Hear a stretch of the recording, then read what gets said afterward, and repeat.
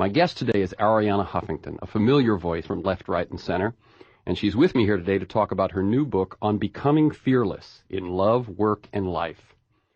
Interviewing Bill Maher a couple of years ago, I asked him if he had any heroes, and he brought up the name of today's guest, not just because they're friends, which they are, but because, as he pointed out, she's been willing to change. In America, to change your mind in regard to politics is to flip-flop, and that's a sign of weakness. But Arianna went about her amazing transformation in full public view. Many would say she wouldn't have it any other way. Now, that took courage, and now she's written a book about that virtue. Arianna Huffington is a syndicated columnist, the founder of the online phenomenon, the Huffington Post, and the author of 11 books. Thank you so much. It's good to be here with you. As I said, you've written 11 books. People know there were the early biographies of Picasso and Callas. There were the earlier books even of the female woman and so on. But most of the books lately have been externally oriented. They've been about politics, about our society, about the trouble it's in.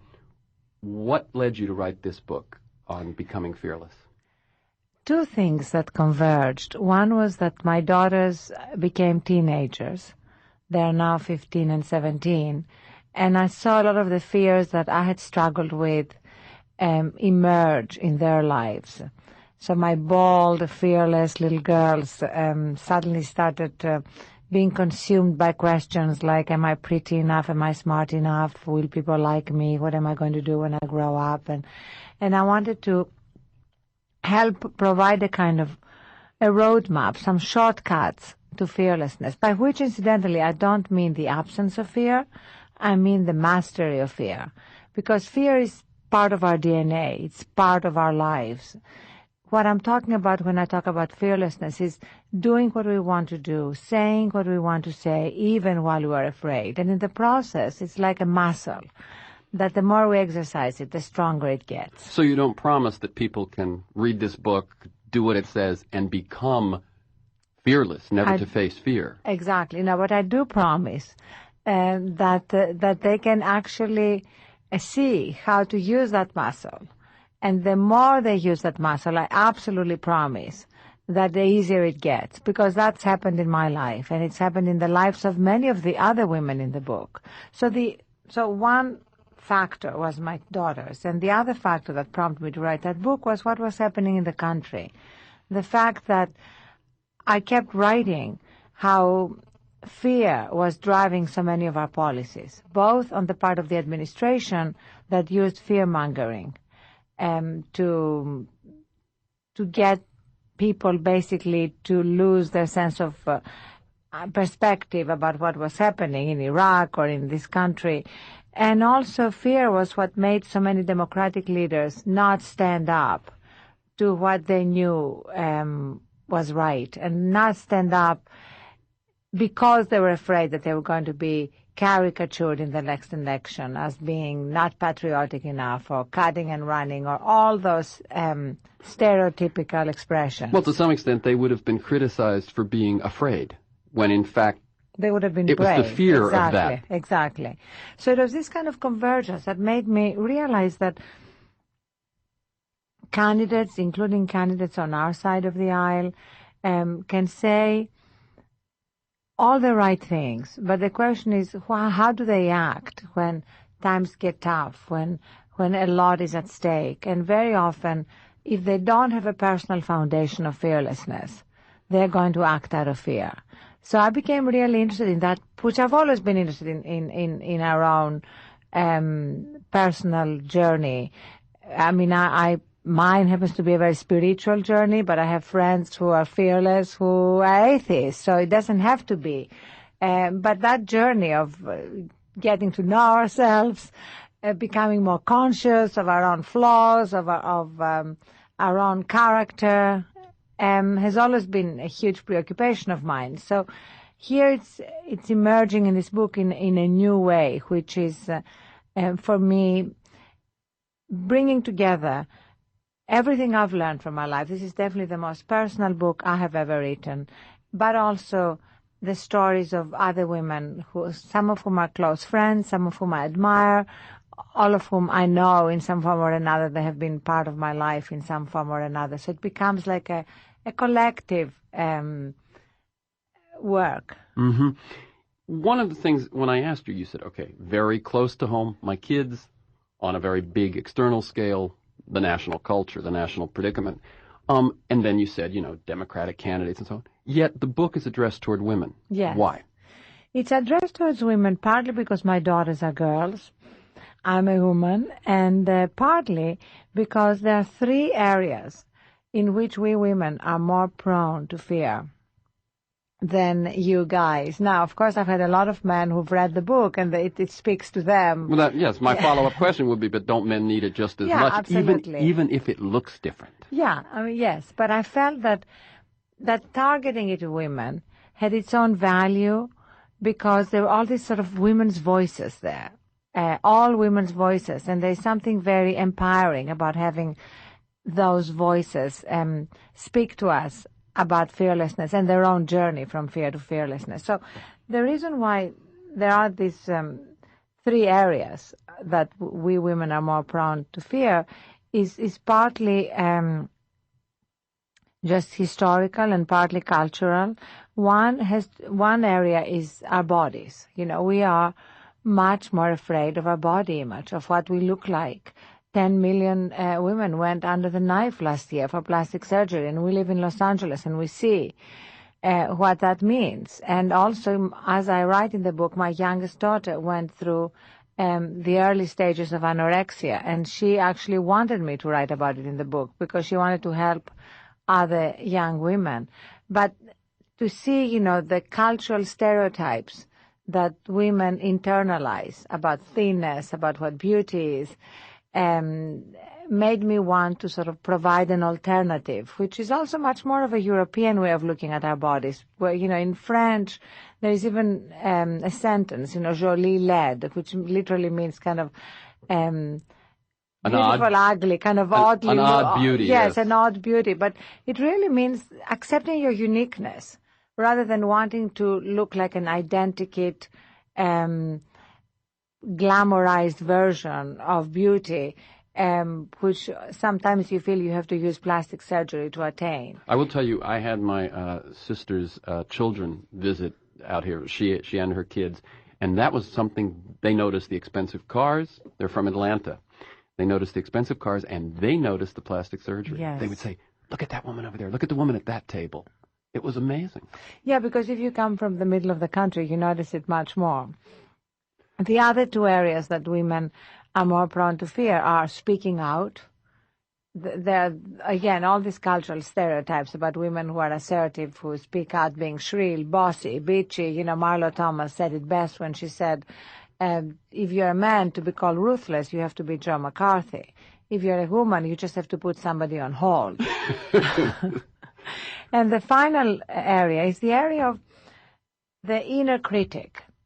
We all have the inner critic, the doubter, the voices. It doesn't strike me. The other 2 a little more, but that one doesn't strike me as being gender. Except that in my experience, women have that inner critic in a more intensified way. It's like the obnoxious roommate, I call it in the book, who lives in our head and whose job is from the minute we get up to the minute we go to bed to put us down. I hope one day that Sony or Microsoft will invent a kind of some software that we can attach to our brain to get a transcript of what we say to ourselves, because not even our worst enemies talk about us the way True. we talk to ourselves about ourselves. So in the book, I talk a lot about silencing that voice. Okay, let's try to, now I see why you did it toward women, but not just because I'm a guy, but I'm interested in what you learned as you focused on this during the writing of the book that doesn't show up in the book. So let's take it to the larger culture. Clearly fear is at the core of our society's troubles right now, and we have an administration about which you could say the only thing they have to use is fear itself. I know from an earlier interview I did with you that one of your earliest publishers said the reason you should write the Columnist book, which you said I don't do biographies at the time, was he said you've got to learn to tell a story, tell the narrative. What is the story? What is the narrative of America's giving in to fear over these last few years? Well, the narrative is really that by giving in to fear, we've made terrible choices. We've made the worst foreign policy choice I believe this country has ever made by invading Iraq and staying there. And that was the product of fear. It was fear-mongering on behalf of the administration that made people literally not be able to see the truth. But I can see that. I'm more curious about why the susceptibility. Why have apparently intelligent people given in? I think the susceptibility has to do with having neglected our personal foundation of fearlessness. And that's really what interests me now. That's why I've been traveling around the country, and I have that sense of being in a campaign to spread fearlessness, not just promote a book, because I do believe that fearlessness is contagious the same way that fear is contagious, and if we can get a critical mass of fearlessness, we will be able to really build the kind of antibodies that will resist the fear-mongering. It's almost seeing it in medical terms. And that's why, we are getting actually books out to elected officials running or candidates running, not just for national office, but all across the country. But beyond politics, way beyond politics, if we can just get to the tipping point of fearlessness, it will affect the culture, because it does. That's the kind of magical way that change happens. But I can't imagine that people were less fearful, or that much less fearful previously, and yet there's something going on where this administration, by design, it seems to me, will continually fan the flames of fear. And yet, you see, it seems, at the 2004 election, I assume that whatever else we thought, we didn't expect it would still have as much power as it did, yes, and yet it did. And now we've got another election coming up. Will it happen again? What is going on that this country, so powerful, so rich? I write in the book about the appeal to our lizard brain. Fear makes us respond from our lizard brain instead of responding from our rational brain. And from that place, we basically miss a lot of what is happening, and we want somebody to reassure us. We become like childlike, and that's what needs to be addressed in a way that goes beyond offering the best policies or pointing out all the ways in which the course we are on is wrong, because it is about our own personal foundation of fearlessness. That's why I keep returning to that. So the more fearless we are in our relationships, at work, in parenting, the more fearless we will be as citizens, and the more able we will be to resist the fear-mongering. Because, as you say, it's a muscle that needs to be exercised. So this building of this muscle that we become more courageous, which is really what we mean, right? Mm-hmm. I actually looked up courage in the dictionary, and a simple dictionary had what I think is a wonderful definition: the capacity to face and deal with those things recognized as difficult, dangerous, or painful, rather than withdraw from them. Oh, that's fabulous. I love that. It reminds me of the quote I used in the book from Socrates, that courage is the knowledge of what is not to be feared. And that's incredibly important. It's really about perspective. And I have a chapter in the book about fearlessness in the face of God and death. And interestingly enough, the ancient Romans would carve the initials MM, memento mori, remember death, on statues and trees, not out of a sign of morbidity, but because they wanted people to put everything else in perspective. Whether you believe in God or not, whether you believe in an afterlife or not, at least everybody can accept and admit that we're all going to die. So in the face of that, a lot of the things that make us afraid in the course of our life are pretty meaningless, faced in the context of death. And so in the book, I go from that, right, more kind of spiritual, if you want, source of fearlessness, to the most practical tools that we can use to become fearless, which sleep. I have found that it is much harder to be fearless if you are sleep deprived. And we're living in a sleep deprived nation. You have a wonderful quote from Bill Clinton. Yes, he said that my worst mistakes were when I was tired. And, you can recognize that from your own life. I mean, I recognize it from mine. When I'm tired, when I haven't slept enough, I'm more moody, I'm more reactive. It's much easier. Impulsive, I would bet. Yeah, and it's much easier to respond not from the healthiest, most centered part of ourselves. What has been the response to this book? And by that, I mean, if we say that people don't like people to change, and you took flack when you changed from what they perceived as a Gingrich person to your current persona, this, to some extent, I think would be perceived as a change as well. You're supposed to write about politics. Yes, some people have pointed that out, but I have found going around the country just a wonderful response at a very personal level, which is why this tour has been very different from any other tour. It's like talking to friends. Because I've been personal and raw and vulnerable in the book, people are willing to do that with me. So I hear amazing stories from women all across the country who just share about this dysfunctional relationship. The woman who was doing my makeup at an Atlanta studio at 6:30 in the morning and then was doing it the next morning and had read the book in between was telling me about the relationship she was in and how it helped her recognize that she didn't have to stay in because she was afraid of being alone. And suddenly I had this incredible communication with her. And there we were, two women who never met each other, and we were talking at a really deep level. And that happens so much, and it is so incredibly empowering and just moving.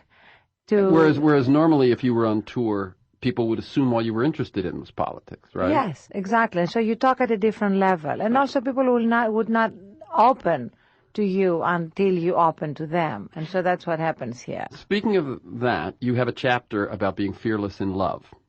And in it, you share almost nothing about your own experience since your divorce. You turn to other women who have my divorce caused this, my second marriage happened this way, my new romance happened that way. Why did you choose to do that? Well, I chose to speak about my experiences in love. My first big love, Bernard Levin, while I was in my 20s. My experience with my divorce in terms of how it affected my children and how afraid I was of the impact it would have on my children, my relationship with my ex-husband and how I tried to make that work because friendship with your ex is so important when you have children, and finally you've succeeded in having that. I haven't written about dating other men since my divorce, although you've met a couple, Terence, because I'm first and foremost a mother. And so writing about that didn't feel right in the context of being a mother. I mean, our children are very sensitive to that romantic sexual part of ourselves. I mean, I know when I did Stephen Colbert last week, and this was the one show my oldest daughter stayed up until 11:30 to watch because she loves Colbert and never watches anything else I do. And it wasn't because she loved you, right? It's not about me at all. Yeah. And then she called me the next morning. She said, "Mommy, a little too much sexual stuff in the interview." How old is she? 17. And, there was all this sort of sexual joking in the interview. But it's just, you're a mom. For your daughters, you're first and foremost a mom. So it was out of respect for that. I understand that something yes. is in print all of a sudden. Yes, it's there exactly. 5 years from now. It's whether he is or not, it's there. Exactly. Okay. But I did say a lot about Bernard Levin and me, because the fact that I was incredibly in love with him, I was with him for 7 years, and then he didn't want to marry me, he didn't want to have children, and I left, was for me just one of those incredible moments in my life when I acted in the direction that I wanted to go, even though I was not just afraid, but terrified. And it changed me, and it changed my life. And I want to repeat that, because that's my promise, that when we do that, no matter how incredibly hard and painful it is at the time, it just changes in such profound ways that it's worth everything. And as you point out in the book, and the book does include these stories, you not only left him, but because your turf so overlapped, you left England. Right. And that's when you moved to the United States. Because I was a chicken. You were a courageous chicken? Yeah, I was a courageous chicken. I didn't think I could actually stay away if I stayed in London. So I left London and moved to New York. And so actually I'm here speaking with you right now about my 11th book because a man wouldn't marry me. Exactly. When was the last time you confronted fear? Oh, I confront fear regularly. I confront fear around my children a lot. I watch myself moving into fear very easily when my daughter is 10 minutes late, beyond her curfew. Or most recently when I dropped Isabel off at the Santa Monica Pier and I was waiting for her to call about being picked up and she hadn't called and I couldn't get her on her cell phone, couldn't get her friend on her cell phone, couldn't get the friend's mother on her cell phone. And immediately I could see my mind moving into fear. And I quote Montaigne in the book saying there were many terrible things in my life, but most of them never happened. So that's how it is with me and my children and fear. And that's when I put into practice the things I write about in the book. Watching the fear is the first step. Observation is a great first step towards distancing ourselves from the fear instead of being consumed by it.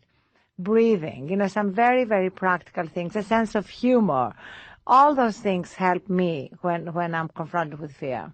Let's move to an area that you mentioned earlier. What role does your spiritual life, or for anyone, spiritual life or religion, play in fearlessness and in your own fearlessness? And wouldn't it, I think some would say, religion and perhaps even spiritual life is a response to fear?